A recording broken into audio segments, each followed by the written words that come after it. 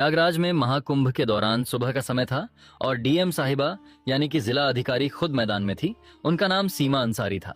अपने काम के प्रति ईमानदारी और सख्ती के लिए वह जानी जाती थी। इस बार प्रशासन ने कुंभ में सुरक्षा और व्यवस्था के कड़े इंतजाम किए थे। सीमा साहिबा को इस बात की जिम्मेदारी गई थी कि पूरा आयोजन शांति और सुव्यवस्थित ढंग से संपन्न हो। सीमा साहिबा को आमतौर पर सूट या साड़ी में देखा जाता था, लेकिन इस बार उन्होंने अपने धर्म और संस्कृति को ध्यान में रखते हुए हिजाब पहन रखा था। वैसे तो वह इसे निजी समारोहों में पहनती थी, लेकिन आज का दिन खास था। वह गंगा घाट पर निरी के लिए आई थी और हिजाब के साथ हल्के रंग का कुर्ता पहना हुआ था। घाट पर तैनात पुलिस वाले हर व्यक्ति की गतिविधियों पर नजर रख रहे थे। विशेष रूप से संदिग्ध व्यक्तियों की जांच हो रही थी। सीमा साहिबा भीड़ में चुपचाप निरीक्षण कर रही थी। उन्होंने अपनी गाड़ी और सुरक्षा दल को घाट के बाहर छोड़ दिया था ताकि वह आम लोगों के बीच जाकर माहौल का जायजा ले सके। जैसे ही वह घाट की ओर बढ़ी, कुछ पुलिस कर्मियों की नजर उन पर पड़ी। एक कांस्टेबल ने अपने सीनियर से कहा, सर वह महिला संदिग्ध लग रही है।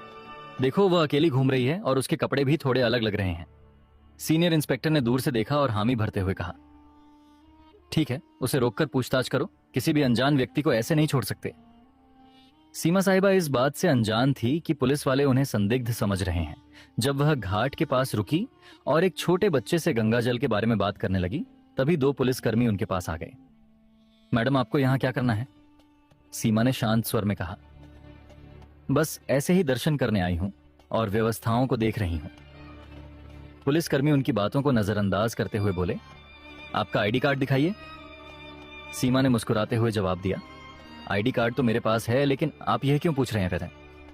यह सुनकर पुलिसकर्मी थोड़ा सख्त हो गए। आप आईडी नहीं दिखाएंगी तो हमें आपसे पूछताछ करनी पड़ेगी। अकेले क्या घूम रही? सीमा को समझ नहीं आया कि बात किस ओर जा रही है। तभी सीनियर इंस्पेक्टर भी आ गए और बोले, आपके पास कौन सा सामान है? कृपया अपना बैग खोलिए। सीमा साहिबा ने स्थिति को समझने की कोशिश की। उन्होंने सोचा कि अगर अभी वह अपनी पहचान बताएंगे तो यह लोग शर्मिंदा हो सकते हैं। इसीलिए उन्होंने पहले पुलिसियों की गंभीरता को परखने का मन बनाया। उन्होंने शांति से कहा, आप जो चाहे पूछ सकते हैं, मैं यहाँ किसी गलत इरादे से नहीं आई हूँ। पुलिसकर्मी अब पूरी तरह से शक के घेरे में आ गए। उन्होंने सीमा का बैग ले लिया और जांच शुरू कर दी। इसी दौरान एक अन्य पुलिसकर्मी ने कहा, इन्हें थाने ले चलते हैं, वहां पूरी पूछताछ करेंगे। घाट पर खड़े लोग इस नजारे को देखने लगे। किसी ने कहा, लगता है कोई संदिग्ध है, देखो पुलिस वाले कितने गंभीर हैं। सीमा साहिबा अब तक शांत थी। उन्होंने तय किया कि वह अब भी अपनी पहचान नहीं बताकर स्थिति को और आगे बढ़ने देंगी। सीमा को थाने ले जाया गया। वहां इंस्पेक्टर ने उनसे सवाल जवाब शुरू कर दिए। आप कहां से आई हैं? यहां क्यों आई हैं? आपका नाम क्या है? सीमा ने मुस्कुराते हुए कहा, क्या मैं अपना नाम बाद में बता सकती हूँ? पहले आप अपने सवाल खत्म कर लीजिए। इंस्पेक्टर को यह बात नागवार गुजरी। उसने सख्त लहजे में कहा, आपकी यह हरकतें और चुप्पी हमें मजबूर कर रही हैं कि आपको को हिरासत में लिया जाए। अब तक सीमा ने चुपचाप सब कुछ सुना, लेकिन वह जानती थी कि इस कहानी का अंत उन्हें ही लिखना होगा। उनके चेहरे पर कोई घबराहट नहीं थी, बल्कि एक अलग ही आत्मविश्वास झलक रहा था। थाने में माहौल गर्म हो चुका था। सीमा साहिबा को अब भी पुलिस कर्मियों ने संदिग्ध मान रखा था। सीनियर इंस्पेक्टर ने बाकायदा उन्हें एक कुर्सी पर बिठाया और आसपास के पुलिस कर्मियों को निर्देश दिया, इनसे सख्त से पूछताछ करो, जब तक पूरी जानकारी ना मिले इन्हें यहां से जाने मत देना। सीमा साहिबा को यह सब थोड़ा मजेदार लग रहा था। वह सोच रही थी कि पुलिस का यह कड़ा रवैया उनकी व्यवस्था का ही हिस्सा है और यह देखना उनके लिए किसी अनुभव से कम नहीं था।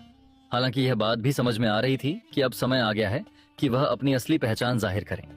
इंस्पेक्टर ने एक और सवाल किया, आपके पास महाकुंभ में घूमने की अनुमति है या नहीं?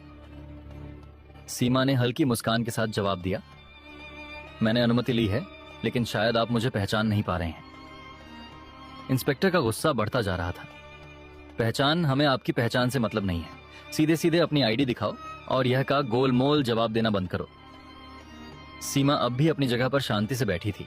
तभी उन्होंने अपने बैग से पानी की बोतल निकाली और पूछा, क्या यहाँ पानी मिलेगा या खुद पीने के लिए लाना होगा? यह सुनकर एक कांस्टेबल झुंझला गया।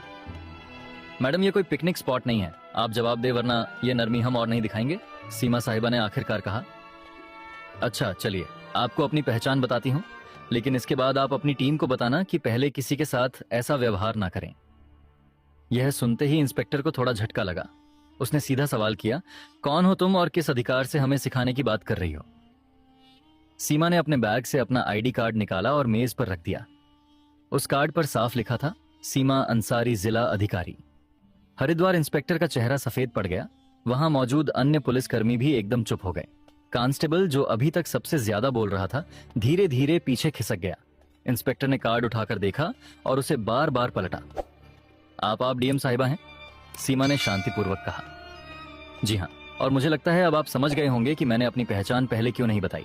मैं सिर्फ ये देखना चाहती थी कि आप लोग अपनी ड्यूटी कितनी ईमानदारी और सतर्कता से निभाते हैं। और मैं कहूंगी कि आप लोग बुरे नहीं हैं, लेकिन सावधानी में भी थोड़ा संतुलन होना चाहिए। इंस्पेक्टर ने तुरंत खड़े होकर माफी मांगते हुए कहा, मैडम, हमें बिल्कुल अंदाजा नहीं था कि आप ही हमारी डीएम साहिबा हैं। आपकी वेशभूषा और अकेले घूमने का तरीका थोड़ा असामान्य लगा, इसलिए हमने आपको रोका, लेकिन हमारा मकसद केवल सुरक्षा था।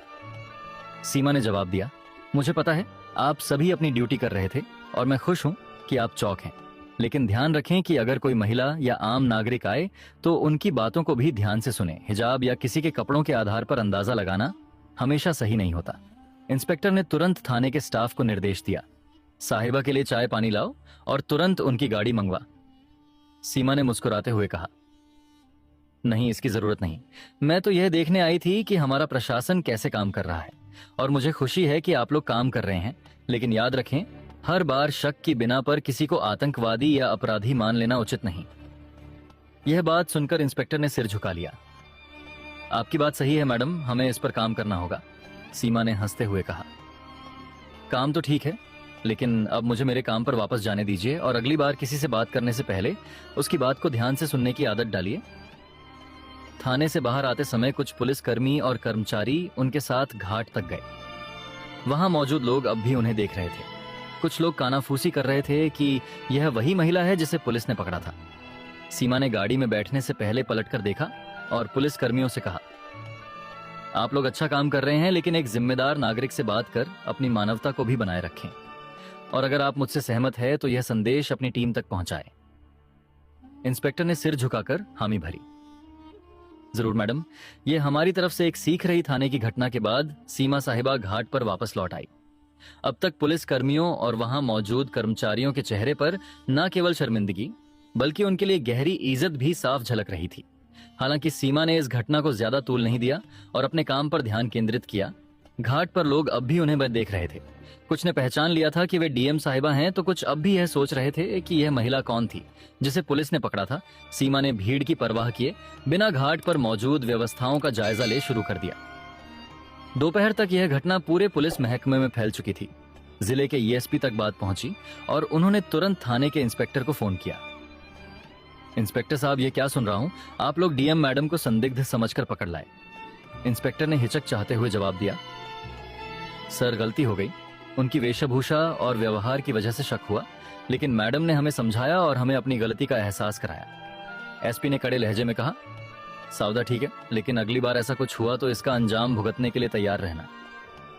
अब तुरंत अपने स्टाफ को इस मामले पर संवेदनशीलता से काम करने की ट्रेनिंग दो। इंस्पेक्टर ने हामी भरी और ठान लिया कि अब से वह और उनकी टीम हर दिग्गज को इंसानियत के साथ ट्रीट करेंगे। इस घटना के कुछ दिनों बाद सीमा साहिबा ने प्रशासनिक कर्मचारियों और पुलिस बल के लिए एक छोटी बैठक बुलाई। इसमें उन्होंने सीधे शब्दों में कहा, मुझे आप सब पर गर्व है कि आप लोग कुंभ जैसे बड़े आयोजन को संभाल रहे हैं, लेकिन मैं आपसे एक बात कहना चाहती हूँ, कानून के पालन के साथ साथ हमें अपनी मानवता भी बनाए रखनी होगी। हर व्यक्ति पर शक करना जरूरी नहीं है। जो लोग अलग दिखते हैं वे गलत नहीं होते। उनका सम्मान करें, उनकी बात सुने। उनके शब्दों ने वहां मौजूद सभी को झकझोर दिया। इंस्पेक्टर ने सबसे सामने माफी मांगते हुए कहा, मैडम आपकी बात ने हमें बहुत बड़ा सबक सिखाया है। हम वादा करते हैं कि आगे से ऐसा कोई मामला नहीं होगा जहां किसी को बिना वजह परेशान किया जाए। यह घटना मीडिया तक भी पहुंच गई। हालांकि सीमा ने इसे सार्वजनिक रूप से उजागर करने से मना कर दिया। उन्होंने कहा, यह घटना व्यक्तिगत है। अगर आपको वीडियो पसंद आया हो तो लाइक और चैनल को सब्सक्राइब जरूर करें। जय श्री राम।